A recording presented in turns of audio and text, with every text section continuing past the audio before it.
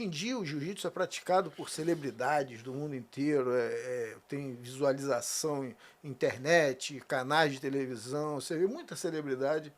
Quando que começou a mudar essa imagem marginalizada? O que você achou que foi a virada? Pô, pergunta, cara. A gente fala isso, o quinto episódio, né? Esse documentário ele vem tudo. O último episódio, a gente fala do que virou o jiu-jitsu. Né? A gente começa exatamente falando da importância do Carlos Gracie Jr., do Carlinhos, que foi o cara que ele foi fundamental nessa história, porque ele percebe que a família Gracie, se continuasse brigando, meu irmão, os gringos iam pegar isso que nem o Dana White pegou, né? Comprou lá depois do Bob Mairovich. O Bob Mairovich comprou do Horan, o Dana White comprou do Bob Mairovich e fez o que fez, né? Então o Carlinhos teve a ideia genial ali de falar, cara, se a gente não se entender, os gringos vão pegar essa porra. E aí ele teve o maior mérito, cara. Botou todo mundo ali, meu irmão, vamos continuar batendo cabeça ou vamos fazer o bolo crescer para todo mundo? E graças a ele organiza a Confederação Brasileira, né, em 1994, faz aquele primeiro brasileiro da Axe, que foi um primeiro boom. Depois ele faz o Pan-Americano com a ajuda absolutamente essencial dos irmãos Machados, e teu convidado aqui de ontem, meu grande amigo John Moreira. Isso aí, meu irmão. Não, Carlinhos, o John Moreira ajudou muito. Ele Carlinhos tem que acordar todo dia e falar obrigado, São Moreira. Porque o John Moreira foi. Meu irmão, John Moreira. Tava lá antes que eles, né? Antes, o John Moreira usou toda a estrutura lá da federação deles para ajudar o Carlinhos lá. E o primeiro. Ninguém sabe disso.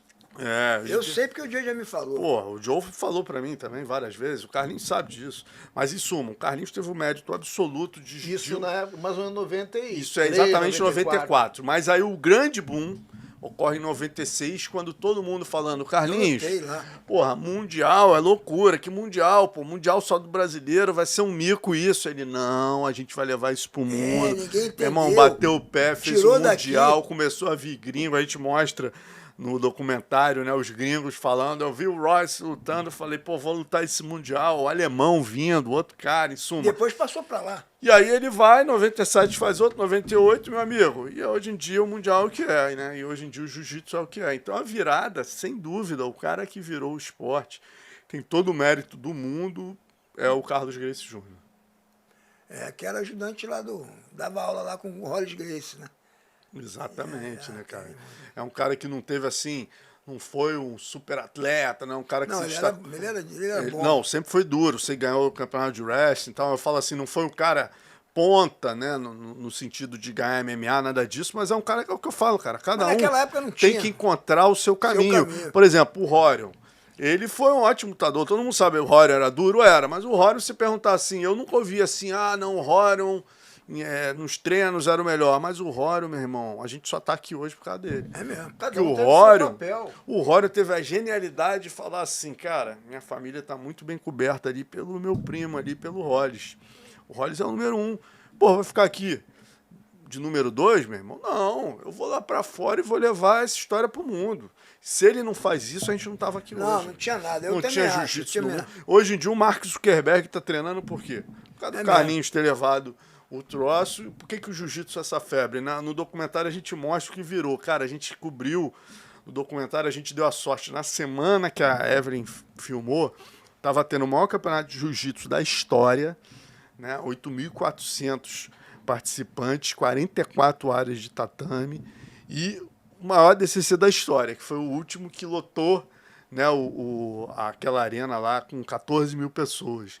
Então você viu que o negócio virou, Mark Zuckerberg treinando, uma febre. Você fala, pô, você bota, você quer falar no Brasil na moda, você vê o Wagner Moura lá numa roda, os caras, os artistas. Trein Brazilian Jiu-Jitsu, oh my God. Esses Gracies são bravos. O Brasil. Então, assim, o Brasil tá na moda e muito o quê? Graças à família Gracie, Com cara. certeza. Entendeu? Graças a essa história aí, graças ao jiu-jitsu, ao MMA e graças a isso tudo aí, cara. Essa história é maravilhosa. Por isso que eu fiquei muito feliz de botar isso numa plataforma que é o Globoplay, que atinge muito mais gente. A gente ficava só no nicho ali. Pô, bom pra caramba o combate. Você poder ter isso no Globoplay, cara. O coroinha lá, o advogado, o médico, fala, cara, meu irmão, vou ver. O brasileiro fez isso. Pô, o brasileiro mudou a história. Porque, cara, o impacto socioeconômico dessa história toda é imensurável.